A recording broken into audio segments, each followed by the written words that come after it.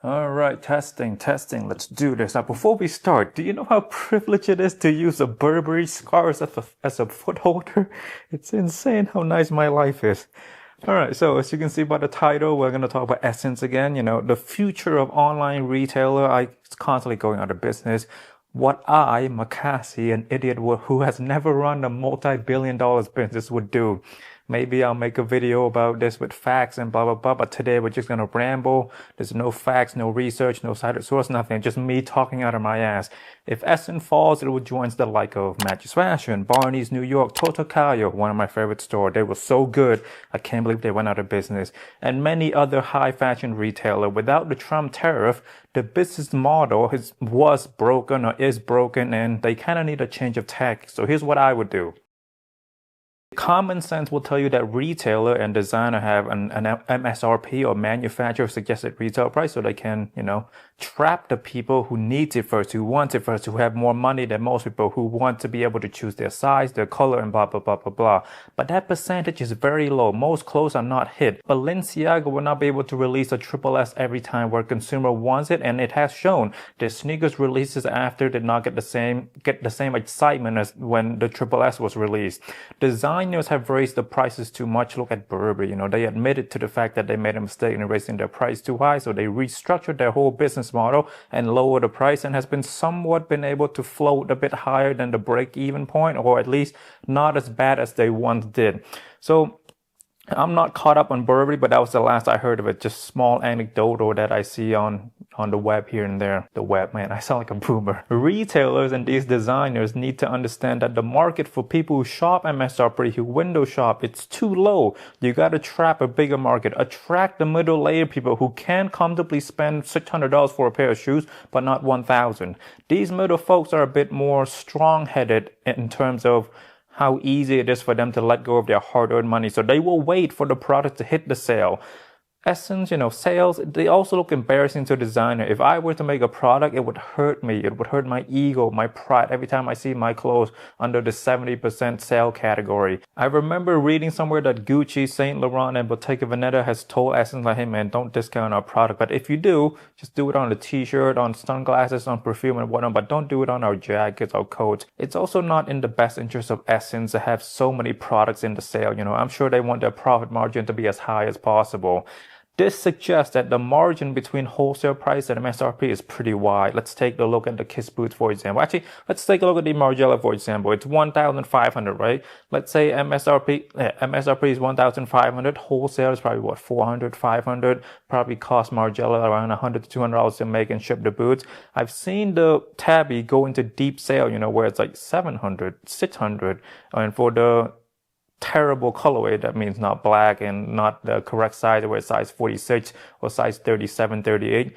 They discount even further because they want to get rid of the inventory, just, get rid of the last few pair. By the way, I'm sure, not bad. By the way, these thoughts of mine, they're not original. I'm sure a lot of people share the same sentiment. So the practice is clearly not working or shouldn't work. It turns a business model that can sell product year round into like a Christmas tree sale where they truly only make money during Christmas time in December. There are many more smart people than rich people. So I'm sure Ssense mainly make their money during the sale season. Here's a good example that I've used many times. My mother had a procedure done at the hospital. I wanted to celebrate it, so I took her shopping. We went to Burberry first. She really, really loved this bag. I said, okay, let me research this up because I know I can find it in the sale. I then took it to LV, and she said she liked the Neverfull. She didn't love it, but she liked it. So I didn't hesitate at all. I said, Mom, if you want the LV Neverfull, we get it right now. But if you really want the Burberry, we go home first. I do my research. I will find it on sale and I will get it. But yeah, at the end, she got the Neverfull because, they're both luxury products. There's not much distinguishes between the two things. A bag is a bag, at its core function, a bag is a bag. Burberry would have made 2K right there if they were to never do sales. But Ssense, to bring it back to Ssense, the sales model has been grossly exaggerated. They start faster, they last longer. I remember a time where the sale was only for 2 months or 2.5 even. But now the sales last to 4 to 5 months. So only 2 months out of a year do they not have a sale? That's 10 months. I'm repeating myself. Why would anyone buy anything in those 2 months? I'm sure most brands push back and have an agreement with Ssense at how deep their product can be discounted to. Smaller brands probably have less bargaining power, hence why we see smaller brands with 70, 80% sales, Now, the pushback to this is most retailers will not stock these new designers. So they, the give and take is that the small designer had to take a hit right there. No longer 4 to 5 months. You trap the smart consumer into 1 month, and you pick the month that is before every other retailer's sales month. If most stores are going to sell in May, we go in April. You tempt the consumer first. FOMO is the real deal. It will kick in, and since there's no rival in that month, you gain so much more businesses, so much more revenue. The other 10 months, no sales. So people who want them will have to spend the money. Now, these people might go elsewhere if all the prices are the same. So you need to incentivize these audience as to why they should spend full price with you and not with My Teresa, with Net-a-Porter. I will give a clear guideline that everyone needs to spend $4K to gain access to the private sale. At the moment, once you're in the private sales, you're in forever. I changed this to every year. So you need to spend $4K to access the sale every year. This will bring in more revenue. Status is very important. Tiers to the VIP. You widen the net. People with 100K don't want to be associated with people with 10K. 1 mil, 10 mil, 100 mil, etc., etc. 4K get you the first tier, 10K get you your second tier, 20K third, 40K fourth, and so on and so on. Patreon thinking. Give more, buy more, get more gifts. I read somewhere that My Teresa is doing so well because they really, really take care of their high-end customers. Ssense can do the same. Have a team of stylists who could fly to these high-end clientele, fly out a few clothes for them to try on their comfortable home. Think LV, think Hermes, think Gucci. Another idea, buy-in VIP treatment. So some people don't want to spend 40K worth of clothes and at the time it takes to spend 40K. So give the option to buy the VIP status so you get the money right away instead of incrementally. Give them a card. A card is very nice. Just let them know that, hey man, you're special and we care about you. Create a second website purely for the VIP folk or the third tier, fourth tier. Make website for each tier. Make it look the same, but just with the welcoming page when they see their name. Make it look more luxurious. Fill in all of their information already. So it's one simple click. This way you trap people instead of like every time filling in their address and blah, blah, blah. Since you already know them, they have a special password and username. The moment they click buy now, it flies to their house right away. And then you offer them express shipping, overnight shipping. Incentives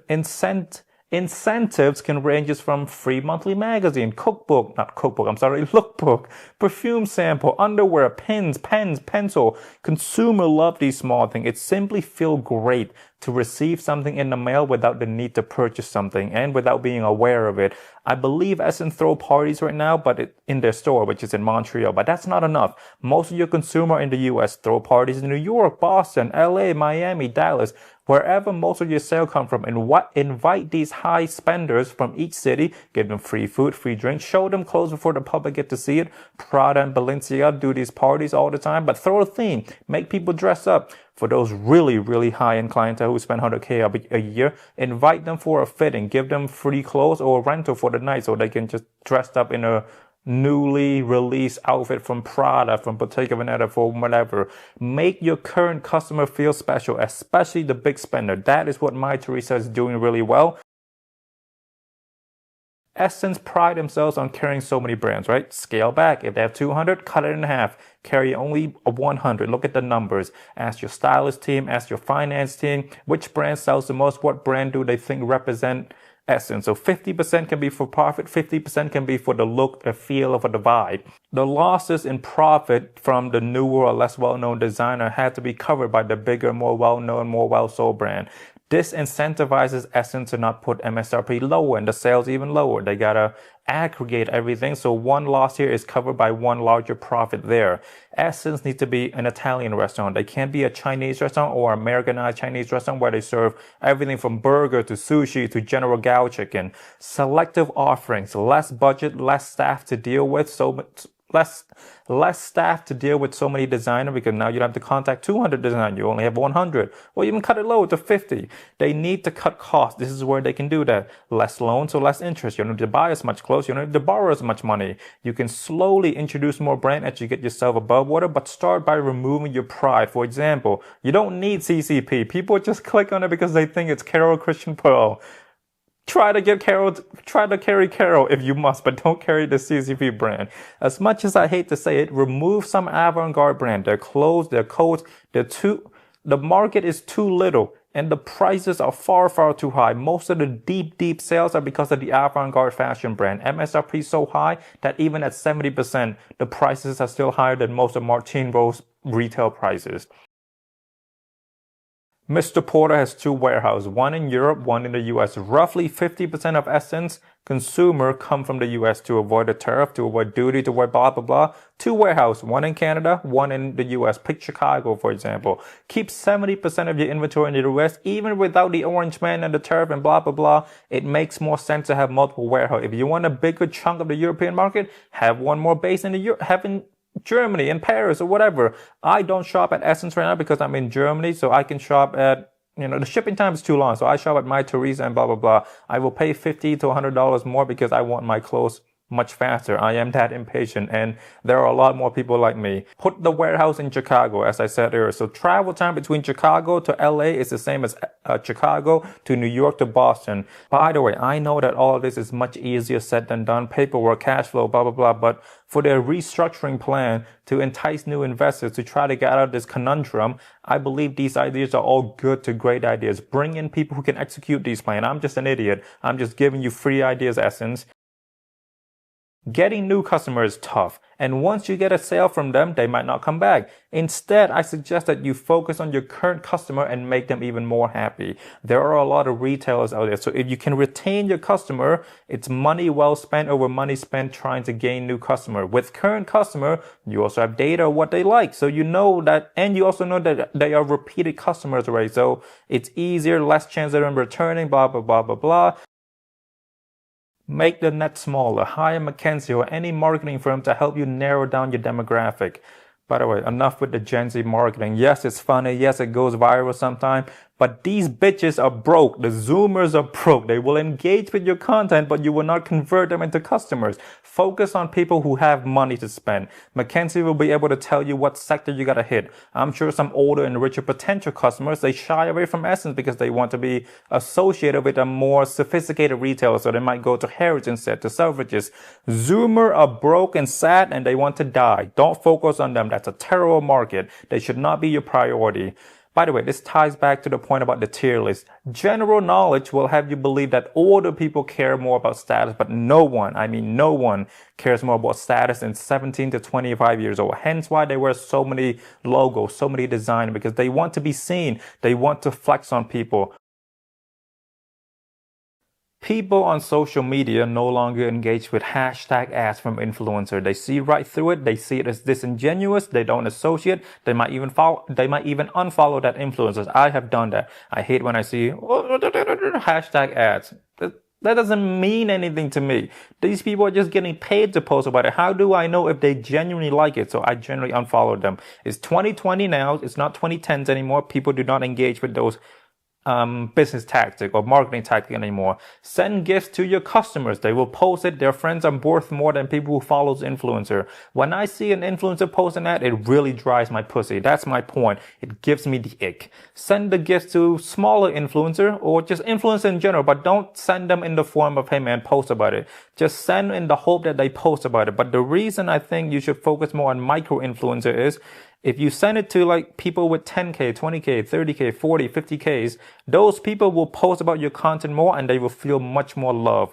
People with 500K, you might not know when they will post about your free gift they sent you. So do that. Focus on micro influencer. By the way, these micro influencers, they will feel so happy that you send them free gifts. They will shop at your store more. And these micro influencers have a higher influence on their audience than big influencers. So the followers of micro influencer might go buy what this micro influencer is shopping because they feel like they're along for the ride. They feel like, okay, I've come so far with this micro influencer that have 10K and they're able to get free gift from Ssense. Now, me as a person with 1,000, 2,000, just a regular consumer of social media, I might say, okay, if I get 10K, if I post enough good content that Ssense like, I might get a gift. 10K is much more attainable than 500K. So you focus on micro influencers. Yeah, these are all that I can think about. Zero facts were being said. It's literally just me talking out of my ass. Do you agree? Do you agree? Do you disagree? Leave it in the comment. I will not read them.